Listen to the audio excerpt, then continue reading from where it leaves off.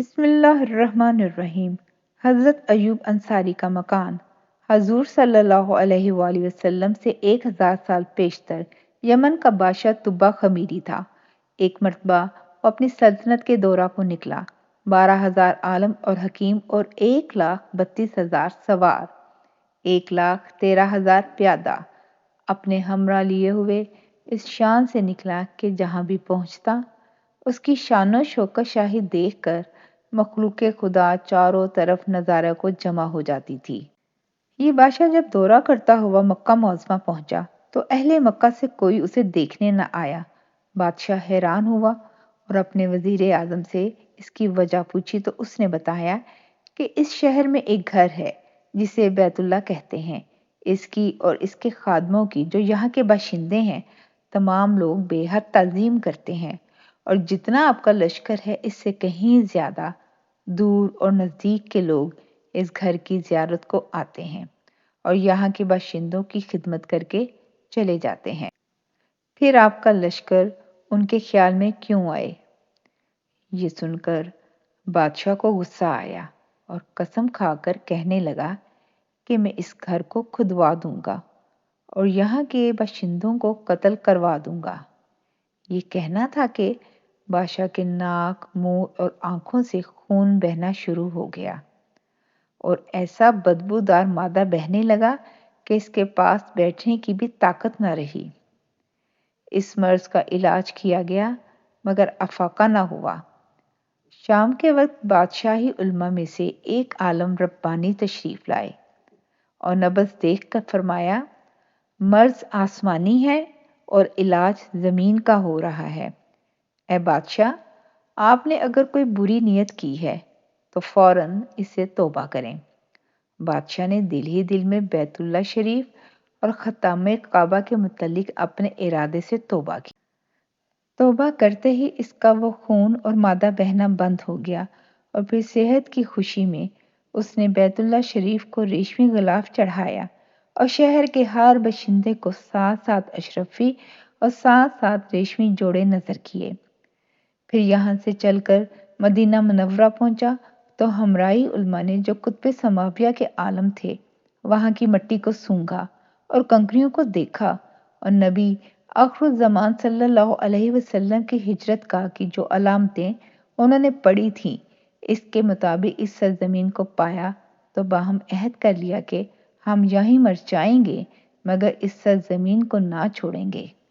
اگر ہماری قسمت نے یاوری کی تو کبھی نہ کبھی جب نبی آخر الزمان صلی اللہ علیہ وسلم تشریف لائیں گے ہمیں بھی زیارت کا شرف حاصل ہو جائے گا، ورنہ ہماری قبروں پر تو ضرور کبھی نہ کبھی ان کی جوتیوں کی مقدس خاک اڑ کر پڑ جائے گی جو ہماری نجات کے لیے کافی ہے۔ یہ سن کر بادشاہ نے ان عالموں کے واسطے 400 مکان بنوائے اور اس بڑے عالم ربانی کے مکان کے پاس حضور کی خاطر ایک 2 منزلہ عمدہ مکان تعمیر کروایا اور وصیت کر دی کہ جب آپ صلی اللہ علیہ وسلم تشریف لائیں تو یہ مکان آپ کی آرام گاہ ہو، اور ان 400 علماء کی کافی مالی امداد بھی کی اور کہا کہ تم ہمیشہ یہی رہو، اور پھر اس بڑے عالم ربانی کو ایک خط لکھ دیا اور کہا کہ میرا یہ خط اس نبی آخر الزمان صلی اللہ علیہ وسلم کی خدمت اقدس میں پیش کر دینا، اور اگر زندگی بھر تمہیں حضور کی زیارت کا موقع نہ ملے تو اپنی اولاد کو وصیت کر دینا کہ نسلاً بعد نسلاً میرا یہ خط محفوظ رکھیں حتیٰ کہ سرکار عبد قرار صلی اللہ علیہ وسلم کی خدمت میں پیش کیا جائے۔ یہ کہہ کر بادشاہ وہاں سے چل دیا۔ وہ خط نبی کریم صلی اللہ علیہ وسلم کی خدمت اقدس میں 1000 سال بعد پیش ہوا۔ کیسے ہوا؟ وہ خط میں کیا لکھا تھا سنیے اور عظمت حضور صلی اللہ علیہ وسلم کی شان دیکھیے۔ کم ترین مخلوق طبع اول خمیری کی طرف سے شفیع المذنبین سید المرسلین محمد رسول اللہ صلی اللہ علیہ وسلم اما بعد، اے اللہ کے حبیب، میں آپ پر ایمان لاتا ہوں اور جو کتاب آپ پر نازل ہوگی اس پر بھی ایمان لاتا ہوں اور میں آپ کے دین پر ہوں۔ بس اگر مجھے آپ کی زیارت کا موقع مل گیا تو بہت اچھا اور غنیمت، اور اگر میں آپ کی زیارت نہ کر سکا تو میری شفاعت فرمانا اور قیامت کے روز مجھے فراموش نہ کرنا۔ میں آپ کی پہلی امت میں سے ہوں اور آپ کے ساتھ آپ کی آمد سے پہلے ہی بیعت کرتا ہوں۔ میں گواہی دیتا ہوں کہ اللہ ایک ہے اور آپ اس کے سچے رسول ہیں۔ شاہ یمن کا یہ خط نسلاً بعد نسلاً ان 400 علماء کے اندر حضرت جان کی حیثیت سے محفوظ چلا آیا، یہاں تک کہ 1000 سال کا عرصہ گزر گیا۔ ان علماء کی اولاد اس کثرت سے بڑھی کہ مدینہ کی آبادی میں کئی گنا اضافہ ہو گیا، اور یہ خط دست بدست ماہ وصیت کے اس بڑے عالم ربانی کی اولاد میں سے حضرت ابو ایوب انصاری رضی اللہ عنہ کے پاس پہنچا، اور آپ نے وہ خط اپنے غلام خاص ابو لیلہ کی تحویل میں رکھا۔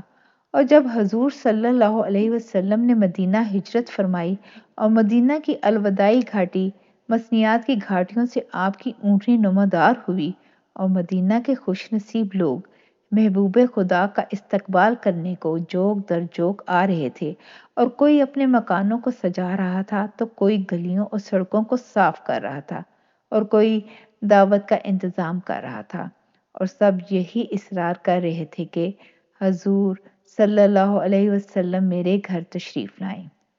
حضور صلی اللہ علیہ وسلم نے فرمایا کہ میری اونٹنی کی نکیل چھوڑ دو، جس گھر میں یہ ٹھہرے گی اور بیٹھ جائے گی وہی میری قیامگاہ ہوگی۔ چنانچہ جو 2 منزلہ مکان شاہ یمن طبع خمیری نے حضور کی خاطر بنوایا تھا، وہ اس وقت حضرت ابو ایوب انصاری رضی اللہ عنہ کی تحویل میں تھا۔ اسی میں حضور صلی اللہ علیہ وسلم کی اونٹنی جا کر ٹھہر گئی۔ لوگوں نے ابو لیلہ کو بھیجا کہ جاؤ حضور کو شاہ یمن طبع خمیری کا خط دے آؤ، اور جب ابو لیلہ حاضر ہوا تو حضور نے اسے دیکھتے ہی فرمایا، تو ابو لیلہ ہے؟ یہ سن کر ابو لیلہ حیران ہو گیا۔ حضور نے فرمایا، میں محمد رسول اللہ ہوں، شاہ یمن کا جو خط تمہارے پاس ہے لاؤ وہ مجھے دو۔ چنانچہ ابو لیلہ نے وہ خط دیا۔ حضور نے پڑھ کر فرمایا، صالح بھائی طبع کو آفرین و شاباش ہے، سبحان اللہ، میں صدقے یا رسول اللہ صلی اللہ علیہ وسلم، جزاک اللہ خیر۔